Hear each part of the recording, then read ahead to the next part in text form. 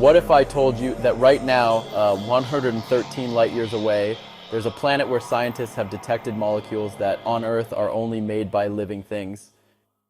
Not a UFO, not a blurry photo, but chemistry written into the atmosphere of an alien world. This planet is called K2-18b, and it may represent the strongest evidence for alien life we've ever found.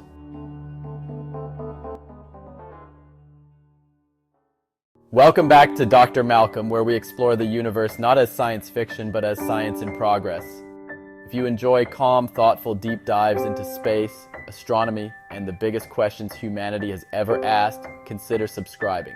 New discoveries like this are happening faster than ever, and you won't want to miss what comes next. Now let's talk about K2-18b and why astronomers around the world are paying very close attention. K2-18b doesn't orbit our sun. It orbits a red dwarf star, smaller and cooler than our own, located about 113 light years away in the constellation Leo. This planet is very different from Earth, but not too different. K2-18b is about 2.6 times wider than Earth and roughly 8 times more massive. That places it in a category astronomers call a sub-Neptune, a type of planet that doesn't exist in our solar system but appears to be very common in the galaxy. For years, planets like this were mostly ignored in the search for life. They weren't rocky like Earth, they weren't gas giants like Jupiter, they lived in an uncomfortable middle ground. But then, something interesting happened. K2-18b orbits its star in what scientists call the habitable zone. That doesn't mean the planet is habitable, only that temperatures could allow liquid water to exist. And water, as far as we know, is essential for life. When astronomers studied this planet more closely, they found something remarkable. Using earlier telescopes, they detected water vapor in its atmosphere.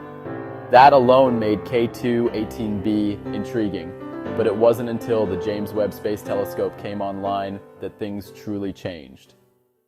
The James Webb Space Telescope isn't just more powerful than anything we've built before. It's designed to do something very specific, analyze the atmospheres of distant worlds.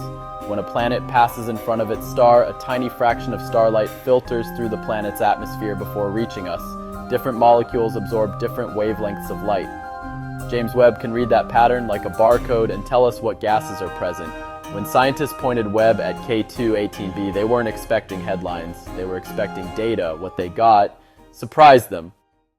In K2-18b's atmosphere, James Webb detected carbon-bearing molecules, including methane, carbon dioxide on their own. These are interesting, but not shocking. Then came the real surprise, evidence for a molecule called dimethyl sulfide, or DMS. Here's why that matters. On Earth, DMS is produced almost exclusively by life, specifically by marine microorganisms like phytoplankton. There are no known non-biological processes that create large amounts of DMS on rocky or ocean-bearing planets. If confirmed, this would be the first time we've ever detected a potential biosignature gas on an exoplanet, not radio signals, not artificial lights, but the chemical fingerprints of life. Scientists believe K2-18b may be what's known as a Hycean world, a theoretical type of planet with a global ocean, a hydrogen-rich atmosphere, no continents, just water beneath thick skies.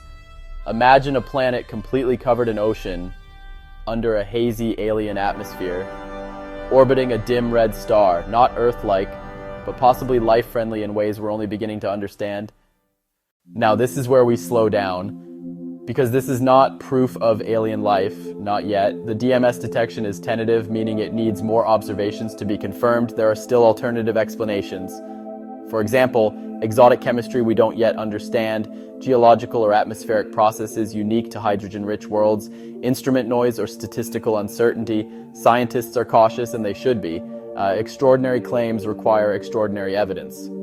But here's the key point. No previous alien life claim has ever been based on atmospheric biosignatures detected with this level of precision. This isn't a rock on Mars. It's not a mysterious signal from space. It's chemistry measured, quantified, and peer-reviewed. That's why this is different. In the past, alien life announcements usually fell into 3 categories: ambiguous fossils, temporary methane spikes, signals that couldn't be repeated.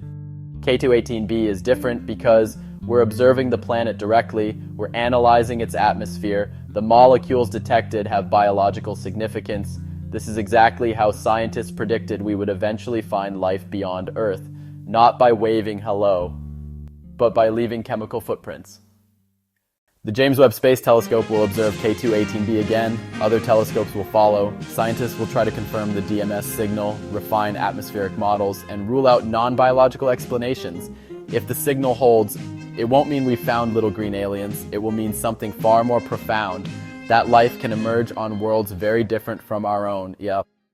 For most of human history, we believed Earth was unique. Then we learned our sun was just one star, then we learned our galaxy held billions, then we discovered that planets are everywhere. Now we may be standing at the edge of the next realization that life itself may be common. K2-18b doesn't answer the question, are we alone? But it changes the question into something quieter and far more unsettling. If life can arise there, why not elsewhere? And eventually, why not everywhere? The universe didn't get smaller with this discovery, it got deeper, more mysterious, more alive, and this is only the beginning.